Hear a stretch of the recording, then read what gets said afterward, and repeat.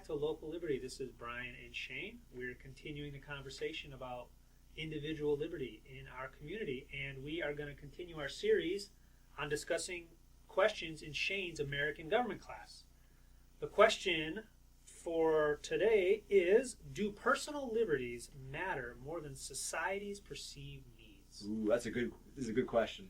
It's a good question, and I think for me, where I start answering this question is to define two things.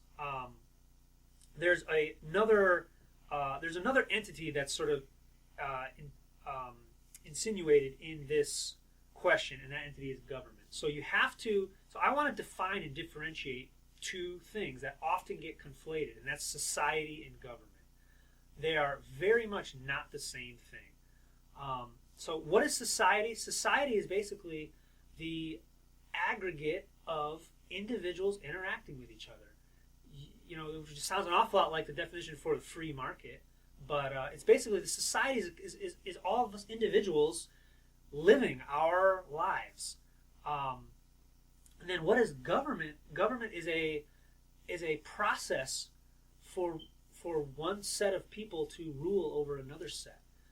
So those two things are very different, and oftentimes we fall down the trap of thinking in terms of government being society, government leading society, government creating society, when society, as all of us individuals, it exists entirely separate from the process known as government, the institution known as government.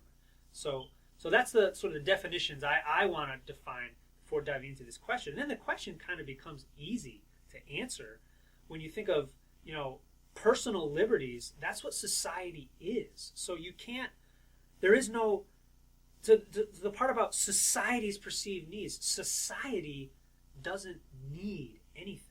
Individuals need things. Right, individuals comprise society. I say this all the time. If you protect individual rights, you automatically protect the rights of society. You protect minority rights, you automatically protect the rights of the majority, because that is what the group is composed of. It's so bizarre that people think of society as this like monolithic thing. It's weird. It's like it's an entity unto itself. Yep. I find that just so bizarre. It's like, what? No. It's right. It's sort of part of the manipulation of our conscious to define some vague extra thing that we're calling it society, or even majority, or the people, or there's all sorts of ways there's terms that apply to the same concept, but it's some undefined vague concept.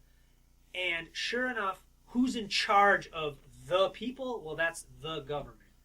And that's where it's just another way that we're sort of tricked into following somebody else's lead, is to sort of tuck yourself into this herd mentality a little bit, and you got to think about the greater good. You got to think about what's better for society. The greater good. Those things are just mirages. The real construct underneath society is people. It's one person, two people, three people, but a million people interacting as individuals. That's all on this question. Shane, you have anything else? No, that's pretty good. Just remember, society is comprised of individuals.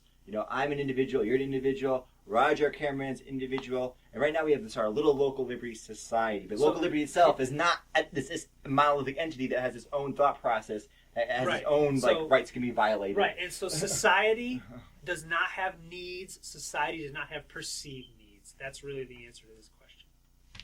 Thanks for listening, guys. Check us out on localliberty.org.